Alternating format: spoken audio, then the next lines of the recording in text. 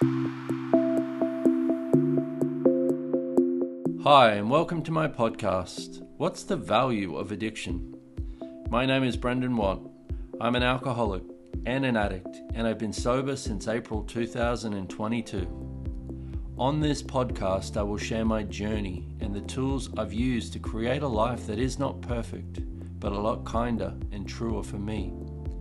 I hope it can be a contribution to you so that you know that no matter where you are on this journey, something truly different is possible.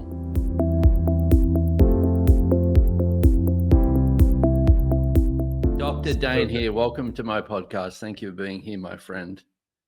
Thank you for having me. It is an honor and a pleasure. Oh, truly. And as I was saying, I had about 8,000 things I wanted to start this podcast with, and they all just went poof, gone in the beginning. In the beginning, as they do. Yeah, I know. But I think one of the things I wanted to talk to you about was the energetics with addiction and what we use it for. Like, I know for me, I spent my lifetime running away from me. Yeah. Well,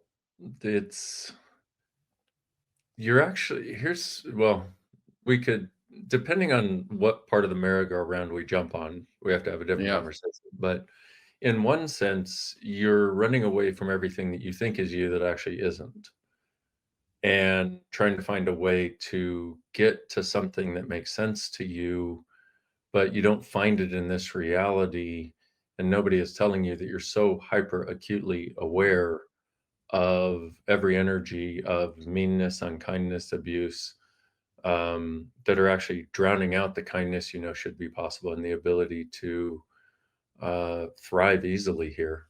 So, you know, the people that have addiction are often so highly aware, and nobody's ever given them tools to deal with that awareness, and further than that, not just deal with it, but use those same awarenesses to thrive. True story. And well, it's interesting also, like I've got, with my addiction and alcoholism, it's pretty much extreme end of it, but I also talk to a lot of people who are like, hey, can you help me with overeating? Can you help me with, all I seem to do is want to look at my phone. Can you help me with, and I've seen I think we live in such a world now where people are just like, where's the next distraction? Where's the next entertainment? How do I get away from actually being present in my life? Yeah. And well, it's interesting also because, we can look at that and recognize that we were never taught the gift of being and the gift of being present as us. In fact, most of us have no idea what us is. And we go to that thing of thinking that us is all these things we're aware of in the world that are really antithetic to our being. And so, yeah, if you're believing you are something that's not truly you, because the whole idea of it is when you're being what's actually true for you, there's a sense of nurturing just in the choice for that, and in the moments of that you choose. And you don't need anything or anyone. And it's amazing, but dear God, is it uncomfortable for a lot of people to even tap into that for a moment, because it's got so much energy to it. It's got so much presence, so much energy, so much that even you talking about it, I'm goosebumping. Well, actually, and I'm glad you brought that up, because I wanted to ask you about something. You were, because it's so, for me, like I would, if I was saying this logically, I would say the angst and the anger and the upset and all of these different things that come into my world are uncomfortable. But the more I've gone on this journey, I've discovered they're actually the things that are comfortable. And I was on this, an example of this. You were doing your Universe Explorers call a couple of weeks ago. I was in Portugal, and I was just laying there, and I was that. There was no need. There was nothing wrong. There was nothing to fix. And I was just being. And I could I could feel myself energetically collapsing it. Like it wasn't even this cognitive thing of must destroy or anything. It was just this, I could feel my space shrinking because I was like, I need something that I can um, control, manage. I wonder if you can speak to that a little more, because I tend to have that as, I really tend to do that a lot. My dragon was falling off. Yes. Well, my dragon is like, get me off your neck. I'm like, all right, fine. Yeah. See, We'll talk about the dragons later. Okay. exactly. Talk about the magical creature you are later. So it's exactly that. It's like, there's something, there's so many, once again, so many different elements of this too, but something along the lines of, when you grow up in a world of people who are devoted to not being present, there's a sense of you must maintain a connection to all of those things that feel like broken glass in your world. And so there's a few elements of that. One is something that we just discovered we just finished Global Foundation a couple days ago as of the recording of this for 2025. And one of the conversations we had in there is where you learn to validate lies. And then every moment after that, your world has to hold in place that that is true somehow, while also trying to make changes and have what's actually true. And I think some of us have done it so dynamically, partially because we grew up around people who were doing this really dynamically. We really cared about them. And we were looking for, we knew it didn't have to be that way. And we kept looking for, what is the computation I need to come to take this from this lie to something that's true? Except you can't compute a lie into truth. You can only look at the lies and go, poof, no more. Yeah. I'm not buying that anymore. And that, I think, is part of the difficult part of the journey, because here you are, you're on Universe Explorers, you're having a session, you're like, oh, and the expansion occurs as it does, because that's the nature of the whole journey that we're on with that, and access in general. And then the places where you've committed to understanding these lies kick in, and you go, okay, if I go here and allow this to be my truth, quote unquote, if I allow this to be what's true for me, it's going to totally dismantle my life's purpose of finding the formula that locked all these lies together, that are locking my dad up and locking my mom up and locking my sister up and locking the world up. So no, I'd rather come back to a world that validates these lies and understands them as true somehow, and rather than go beyond it and potentially lose my access to these lies forever. Everything that brought up, right and wrong, good and bad, pot and pock, all 100, shorts, boys, boveds, bases, creations, and beyonds. And so it's interesting because, you know, in the world we live in, addicts look as though they're powerless people. I totally disagree. I think it's the steadfast demand to hide the power you actually have, to expose what's true that you're actually capable of. And I don't say that from judgment. Meaning you're doing the damn best you can in every moment of your life, as we all are. And don't buy the lie that this reality tells you that you are powerless. I mean, I know, you know, the first step is I am powerless over this. Well, Yeah. there's a place to acknowledge that, because before that, you're in denial it's even occurring. There's a place to acknowledge that opening, but then beyond it, what would it be like if you realized you have so much power that you can continuously maintain this structure as your life? And what if you're doing it not for logical reasons that you thought? What if you're doing it actually for a far greater caring and what seems like a far greater purpose, which may be one of the reasons why it's so difficult to let it go. And I, and I have no idea if this resonates with people or to what percentage of people it might apply.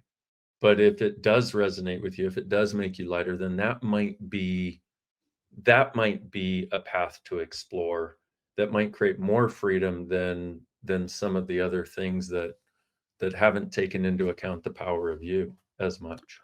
I'm so grateful you brought that part up too, because there's been many things that we've had conversations about that have stuck over the years as well. Because, well, first of all, one of the things in the beginning that was keeping me stuck in the beginning of my sobriety, but I remember having kind of this question throughout my life of why me? Like, why can I not just, like, I remember as a little kid being, watching my dad, who was just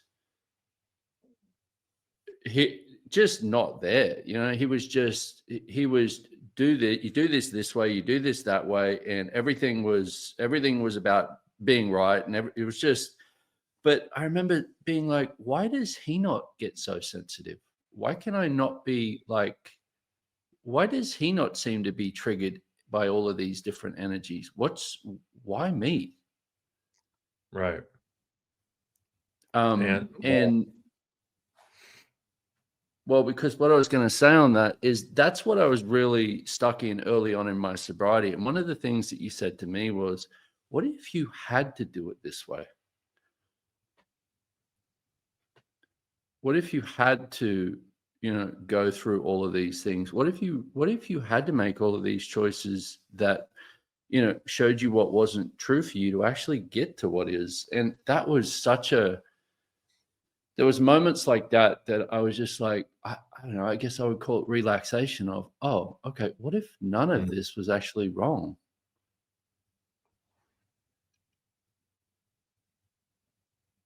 Boom. And right there. Because yeah, go ahead. Well, I'm not sure how else to put I didn't quite put it to words the way that I wanted to with the why me thing, but it's because I see a lot of people with that. They're like, it's like, if I can find the why, then I can make the different choice. If I can find out why it's this way, then I can, once again, like you said, that computational thing, I can compute something else to choose that ends up, I guess, just keeping us just as stuck. And sometimes even more so in a way, because you now know you should be able to, but you still can't. And it's so a few things. The computational thing. See, we believe that if we can figure out why something is a lie, then we can then choose or embrace or be or bring into the world what's true. But that's one of the biggest lies that we have ever bought. The only thing that works with lies is, well, two things. One is acknowledging it's a lie and going, I am not buying that again. And when it comes up again, I am not buying that again. Another thing, okay, so three things. Another thing that works really well is all of life comes to me with ease and joy and glory when they're coming up, our brand new, very old tool. It just came out. It's just this brand new one. Exactly. Brand new as a foundation 2025. Use it as a mantra, not just as something you don't really believe. And it takes a while to see the effect of it. It's like if you bring flowers into a stinky room, it takes a while for them to take over and be the dominant space. But try it. All of life comes to me with ease and joy and glory, just nonstop whenever anything comes up. So there's the first is acknowledging it's a lie and I'm not going to buy it anymore. I'm just, whatever it looks like, whatever it takes. I'm not buying the lies anymore about me, about anyone, about anything, because that's what sticks us. All of life comes to me with ease and joy and glory can be extremely helpful in that regard, because what it does is it starts creating around you and through you a space for what's true to exist, a space for what's true for you as a being to exist. And I don't know why or how it does what it does. I've got some weird ideas, but let's just say it's there as a tool for unlocking your being so it has the freedom to be. Well, And can I say also on that, there was days early on in my sobriety where I was still kind of in that, should I stay or should I go? You know, like really, really struggling. And that was the only thing I knew how to do. And I would do it thousands of times all day long.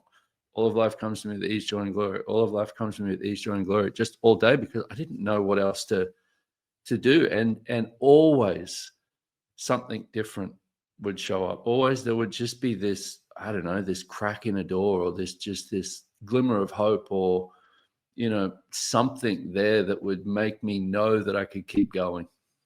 that and well, it's interesting because it works. All of life comes with ease and joy and glory is like, it's like a piece of dynamite every time you say it.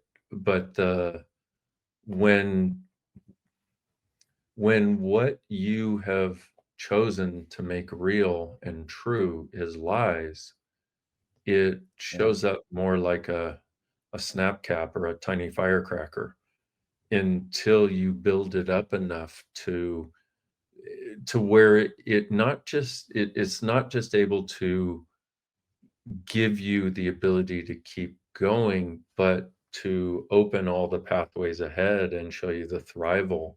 And that sounds significant, but it's in having any new conversation with somebody who's vulnerable about it like you are, and willing to just go wherever the conversation leads, new awarenesses emerge, and they are right now. And there's this really dynamic sense in my world of this thing of us having taken all the lies around us and assumed they were true, or thought they were true, or twisted them into truth. But basically everybody before us had twisted all of these lies into, this is what's true, and now live from here. And as beings, I can't believe that ever made any sense to us, but it's that fundamental construct that creates the continuous computation thereafter. And so there's an awareness of that, an acknowledgement of that, hopefully to get you to recognize some of the things that you've been choosing, and why it seems like it's all mental and needs to be. But then there's a choice for your being, like we talked about, that what does it take to have that? In other words, what does it take to not have to look through the lies to get to lightness? Because a lie is always heavy. What's true is always light. What can we choose now? What door can we open now together, perhaps, that's never been available before, that that allows you to undo the identity of yourself as an addict, as a flawed creature, as a unsuccessful healer of humankind and family and sadness and abuse and meanness and trauma, and and allows you to orient yourself. Like, what if you took the thing that Brendon said earlier, that that you were talking about, that I was talking to you about, of what if you're not wrong? What if you're potent as fuck? Yeah. And that's how much is that what you've been avoiding and defending against and proving does not exist for you by this maintenance of addiction that you believed was necessary for so long. Well, I love all of this is kind of giving me chills, because I love the question also, like, what would it take to open that door? Yeah. And I think that's the um, I guess for me, it takes a lot of courage to go, you know what, I'm gonna, like you said, let go of that identity that I've created myself as. You know, one thing that you said you asked me a question once, this was a few years ago, and you said, are you ever comfortable in your own skin? Mm. And I was like, fuck no, like not at all. And I want to bring this up because it's something that I know I still struggle with. Like I have moments where I'm just like, I tend to want to just get away from myself. Yeah. And I think that goes on for, for whatever the addiction is. It's like, can I just get away from me? Like, Well, there's a few things that are coming up here, and it almost has a sense of wanting to go into treating some part of it more like a session, where I can ask you some questions because in doing the work, you have a well, we could different do that. perspective. Okay, so Yeah. let's try this. And it doesn't have to go on very long. I've just got a few things that pop. So I love that. that. So here's what I'm curious about is, and I'd like everybody listening to just run this through your world and see if it applies at all, because not all of anything either one of us says will apply to everybody. So you just ask, does this apply to me? And go forward. Don't follow us, follow you. Um, but I'm curious, what would occur in the world, let's say the world, what would occur in the world or the universe if you let go of your addiction totally and everything related to it?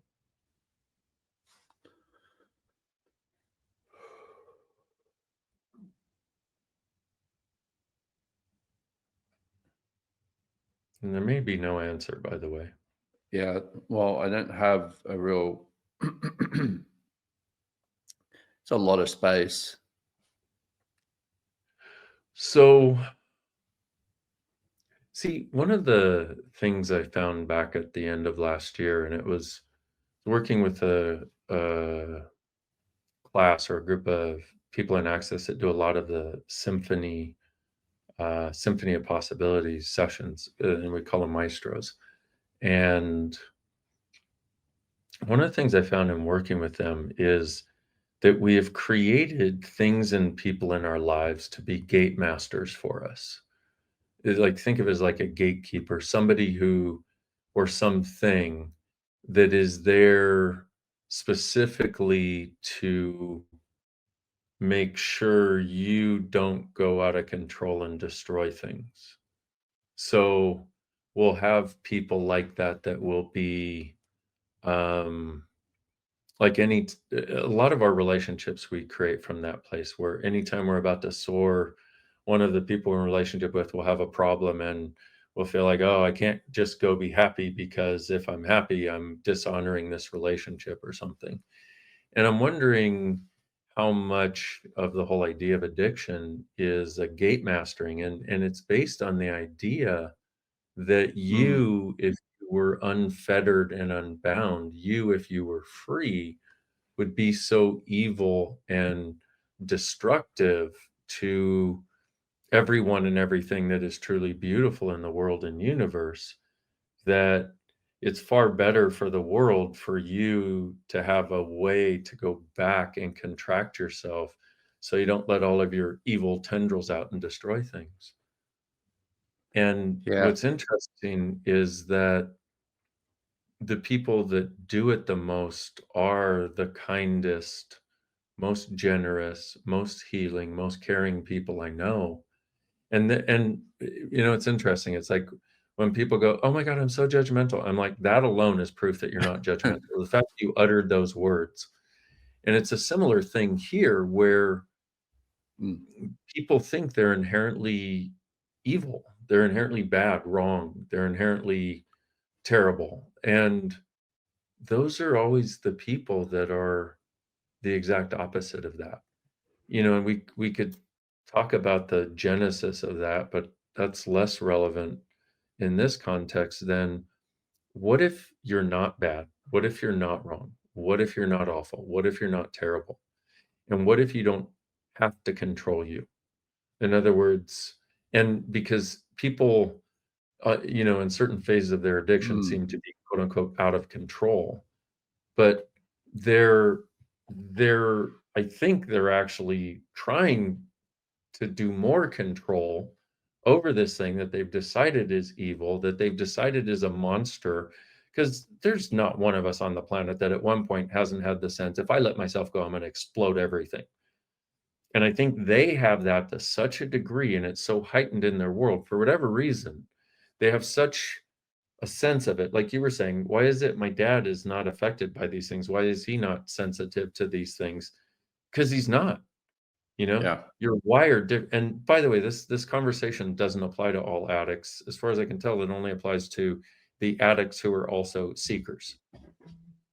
And so the but what if what's really going on is you have such a sense of connection to that direct engagement and involvement with the potency of you as a being that you feel even more required to keep it under wraps all the time? And what if the thing that people think is they're out of control that they do during addiction is actually an attempt to even more dynamically control that being so it doesn't explode because it feels like a supernova? That, and I'm getting a lot more awareness on the question as you kept talking. One of the things that you asked me, we had a conversation a little bit ago, and you asked me, did you become an alcoholic so that you could understand your family?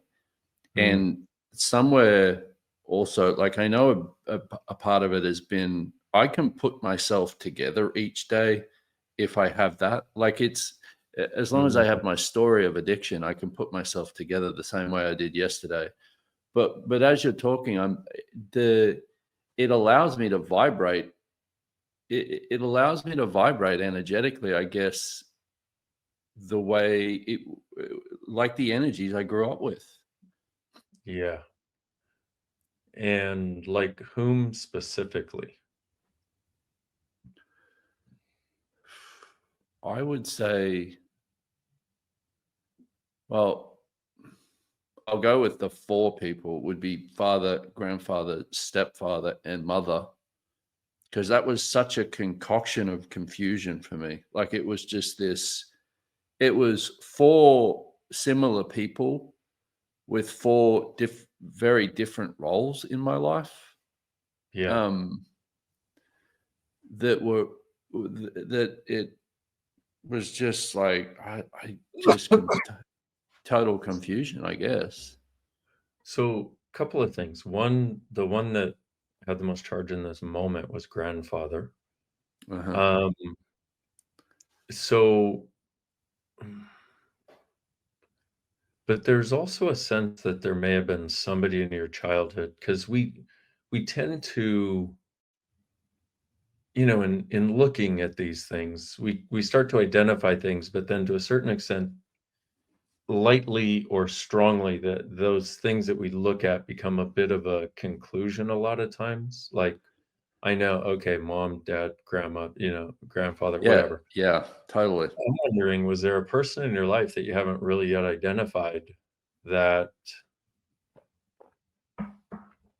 it allows you to vibrate like, and you've never even acknowledged it? And today may not be the day, and it may Wow. not even be an accurate assessment. Uh-huh. But But so, it's true though, because it does. It seems to, and this is where, because one of the things I wanted to ask you about was your um your tenacity and just fight for self-awareness is something that's so inspiring to me. Um thank you. One of the things that seems to, one of the things that seems to get me to a point where I don't seem to go any further is where, say, I hit something like that, where it's like, okay, grandfather, mother, all of those things. This is part of the story that I've developed to that validates all of it, but I don't seem to get past that part. Yeah, exactly. That's exactly why I'm also asking this question. And see, the story that validates it is, again, part of the why. Yeah. And part of the reason for having the Mm. previous conversation that I did, which was not about how fucked up are we, but how potent are we? How potent are you? How much of this is directly to limit that potency? Yeah. And see, because when we're, once again, it's like, okay, well, okay, I can see this about my grandfather, my mother, my people in my life, my father, but I don't get any freer. Because getting that awareness without having the sense of different choice is just another dead end, which is why the idea that, and which is this is why I've said many of the pieces that I have, because we take something that is absolutely not true, not true, not true at Yeah. all. And we live with people who have twisted what is not true into and as the solidity of their entire reality. They interact with us in a way, anywhere you're bigger than that, they will do what they can to beat it out of you. So you structure your reality as not true as theirs. And then we continuously compute to try to validate. We do two things. We compute thinking we can finally figure out the magic formula for the why all this occurred, then we'll be free of it. And the why I chose this will be free of it. But it doesn't work because you can't compute a lie into what's true. But also, if we're not choosing something different, we don't get anywhere different. No matter how much understanding we have of our whys, we don't get anywhere different until we choose something different. And when you choose something different, the why starts to be less and less and less relevant. Or to the extent that you need a why to have it land in your world, to have the pieces unlock, if you do, it's only when you start choosing something different then those can show up. If you're making the why and the understanding of the problem the source for going beyond the problem, you will stay forever stuck in the problem. Wow. That's so true. Because I was going to ask you to, I was going to kind of use myself and you as an example with this, because I see you walk back through things and talk about it, like walk back through your childhood and walk forward from certain points. And I think a big part of what I've been doing with that is still looking for the why. Because the part that you said on it makes no difference unless you're willing to make a different choice. Yeah. I think I've been a little flawed in the way that I've actually been doing that when I look at it now. Like A if I can little? walk back through it, A if I can little? walk Dude, haven't we all? And we haven't been a yeah. little flawed. We've been extremely flawed, but we're so cute it doesn't matter. But I'm like, just hearing you say that, I was like, oh, because I so do that. Like I go to different points and then it's like, but still I can so see it in my world where it's like, well, let me go to that point, because if I can go there, get the awareness, understand the awareness, then I can change it. That. And I'm going to say this, and hopefully it will land in some people's world. There is no why for any of it, Yeah. other than look at this for a moment. What if you Mm. looked and went, the only why is because I chose this. I came into this lifetime knowing what I was doing. I did not end up there by accident. I did not end up there by some random event. I chose this. Now, if I chose it, did I choose it so I could live a life of suffering, or did I choose it so I could understand a life of suffering, so I could end suffering Yeah. planet-wide, worldwide, universe-wide? Is it Way possible? lighter. Yeah, right? And that's the only Yeah. thing we have to go on. What makes you lighter? Yeah. And is it possible you knew, and I can't speak to what has ever occurred in any other lifetime, if, if people even believe in that or get the sense that that is accurate. I believe in it, quote unquote. Had too many experiences not to know that is valid. But I can't speak to any other lifetime, because what if somehow miraculously this particular period of time is where we all got together so that we could choose consciousness, unlock it, bring it to the fore, because it's the one thing that will change all of the insanity going on the planet. So what if part of what you chose to do was a deep dive into the ass end of this reality, so you would know all of its elements? And what if you still know that somewhere? What if this is not you as a being that is limited by these lies, but you as a being who chose to pretend to be limited by the lies? And I'm also, please know, I'm not trying to invalidate anyone's experience, anyone's choice. I'm trying to shoot a flare of possibilities, into the dark night sky that seems to be so oppressive. And once again, if it makes you lighter, then that's your litmus test. If it kind of opens up your world rather than contract or twist it, that's your litmus test for this. But so what if you didn't do it unknowingly? And if that's the case, are you truly the effect of everything you've been pretending to be the effect of? Or do you have other choices? And has it, and the other thing is the victim story that we all tell in all kinds of different ways, me included, with the abuse I experienced. Like, that was my story for so long, for my why, for why I couldn't this and I couldn't this and I couldn't this, why I had recurring stupidity and choice for limitation. The victim story is one that is well validated by uh, almost everybody here. If you have a victim story, then you have a reason and justification for what you're choosing and what you're not choosing. Okay, cool. Well, the addiction story is equally as here's the thing, is it gives you an equal ability to let you off the hook, so to speak. Mm. But what if, and simultaneously, in having to maintain that story, you also have to maintain the idea that you're small and wrong, so that you can get let off the hook, because that's the only way you get let off the hook, is if you're small and wrong. Except, and the translators out there are like, what does let off the hook mean?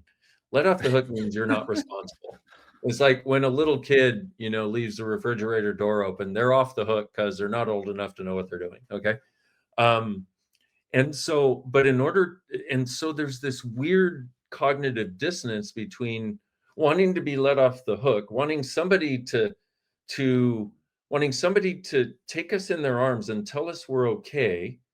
Well, and also to validate all of our experience that we believe was the reason for why we chose all of this, while simultaneously wanting somebody to see us as powerful enough to be able to change all of it, while simultaneously, every time we get any inkling of that power, we have the idea that it's so evil that we shouldn't be that, so we should go back.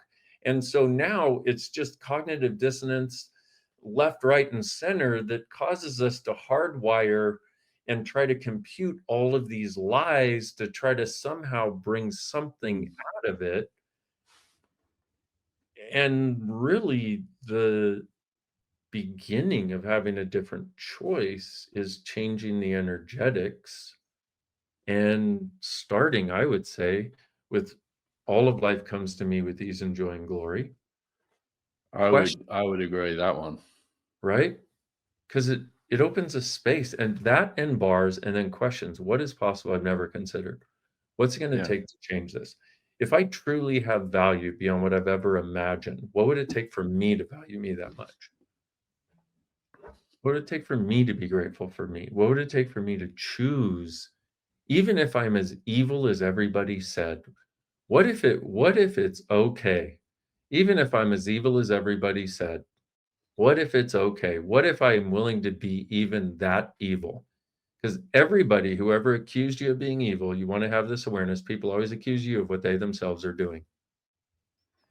I was told that I was evil. I was told I was responsible for my family's financial problems. I was told that I was the reason my mom's seriously nut job, abusive girlfriend could not have my mom.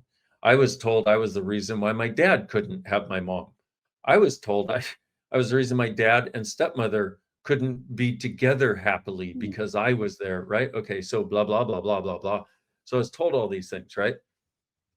Here's the weird part. They were accusing me of what they were being and doing. So what if we made the demand, even if I'm as evil as everybody says, or even worse, I'm still going to be me now? Wow. You know, and you saying that was the first time I actually heard, because I was accused of being weak, accused of being pathetic, accused of, I would never be a man, like I would never be strong. But as you were talking about that, I was looking at the people who said that to me, and I always thought, oh, that I didn't acknowledge that. I always thought that was that was strength. Yeah. The people saying that must be strength. If I'm weak, then that must be strong. How do I get to that? Which is, I'm like, wow, interesting. The part that I mean is the people accuse others of what they themselves are doing. I was like, oh wow, I didn't realize that he actually was accusing me of being what he was being. That, because he had no actual power. Somebody who Yeah. abuses someone else doesn't have any sense of power, doesn't have any actual power. All they have is the pretense of power that this reality gives through judgment and force and separation and abuse. That's not power. That is weakness at its finest. Yeah. I want to ask you about something else before we finish up. I want to ask you about friendship and caring for another through this. And I want to say a couple of things because man, there are people in my life that care about me a lot, and I can't even imagine what it would have been like on the other side, looking, watching this self-destruction and having all of that caring be there. I have a lot of people ask me about, what do I do with this? My kids, using drugs and doing all of that. I wonder if you can speak to what that caring was for you. Like, say with me, for example, watching me go through, choose all of that. And for someone who's, dealing with an addict or somebody in addiction. Yeah. Well, because I wanted you to save me. Fuck, did I want to be saved? It's like, but like you said before, save me, but also let me be all of me. Like, save me and let me be me. It was just this total. And I'm so grateful that my amazing friends were like, yeah. And at that point on your side, it probably looks like tough love a lot of times, or totally. it's an interesting. So let me say this first and I might forget the other thing I was about to say, which is what it required of me is to truly choose every time I'd get triggered or activated to go to interesting point of view. I have this point of view. Mm-hmm. And I didn't know what my point of view was. I just knew I was getting triggered by something, half the time, like wanting to save you. Other parts of it being, I care about you so much. If I could just find a way for you to know that and receive it, then that might create a different element of feeling like you have value. And so, and then there's this other element that I also got to come face to face with, which we call the fifth element of this thing called the Big Five, which is wanting to save people, and we're the idea of that, you're set up for failure. It's not possible to save somebody else. The only thing that saves any of us is our own choice. We can be there to contribute, we can be there to care, but even caring is not what we've been taught. You know, caring is like, let me take, in this reality, caring is let me take away your pain. But true caring is, if you need to choose pain, then I still care. I will invite you to something different, but if you let me know, by choosing the pain over and over, then I'm going to get to interesting point of view and still have all of my caring for you. I'm never going to withdraw the caring. And there's so many, I mean, we could make the entire podcast and probably a 7-day class on just this one element of this topic, right? Yeah. But what I realized was there was what I thought was caring, which was from wanting to save you, because I genuinely care about you. And then Oh, I from know there, that. when it would go into wanting to save you or having a point of view about what you're choosing, other than total caring, I'm here for you and giving you whatever I can, you know, tools, questions, awareness, whatever, blah, blah. So we got to recognize. So for anybody out there, you want to ask yourself, is this true caring? Am I being interesting point of view? Am I being an allowance of what they're choosing? Or do I have resistance and reaction to what they're choosing? Because if you resist and react to what an addict chooses, they will perpetually choose it simply because of your resistance and reaction. I mean, all of you listening, think of how you would do when somebody's like, don't do that. You're like, oh my God, now I have to. You know, don't press the accelerator pedal. You know, don't take that drink. I'm going to have 10 now because you said not to. Reminds me of the time I was with this girl. It was terrible for me, like terrible. And I knew it. But I stayed with her about 6 months longer. I was going to break up with her. And my friends were all like, oh, dude, you need to break up with her. I'm like, no, I'm not Yeah, going to fuck now. you. I'm going to destroy myself to say, fuck you. So anyway, you get the idea. And that's what occurs when we're Oh, trying do to I? do, you know, when we're trying to do this caring thing that's not actual caring. True caring is from total allowance. Yeah. Allowance is interesting point of view. I have this point of view about what you're choosing.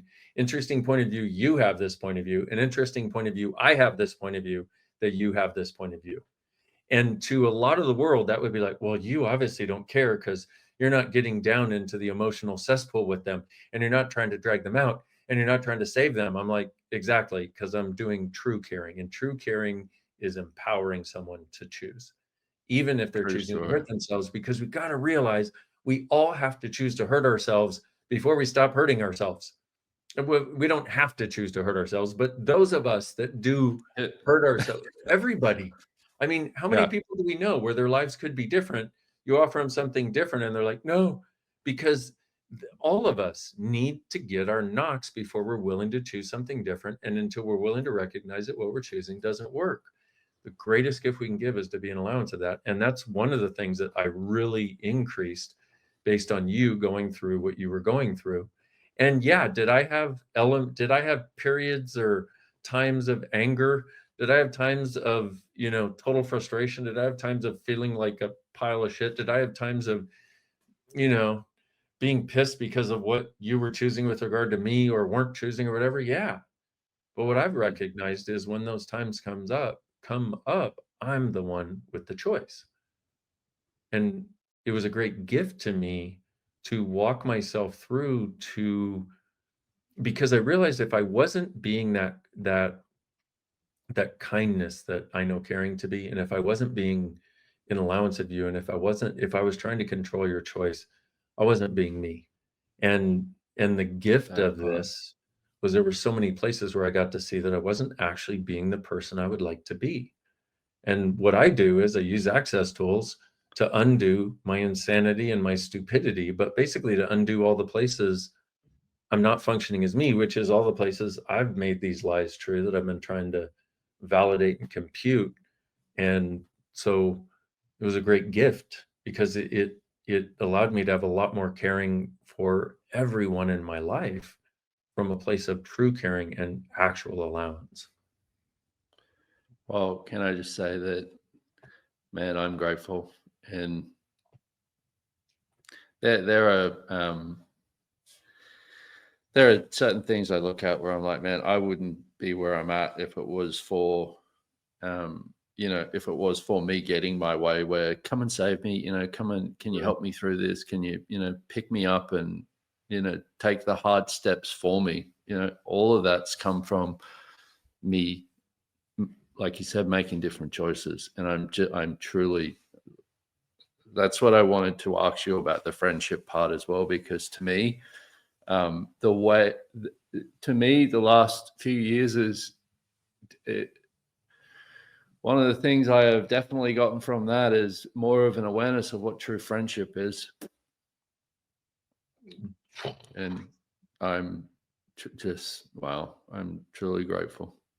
Well, I want to acknowledge that and thank you for that, because I can talk to you about my side, but I just can barely get a sense of, other than my energetic awareness that I've got quite a bit of, but can barely get a sense of the the intensity of you living through it and the courage you had to go through it.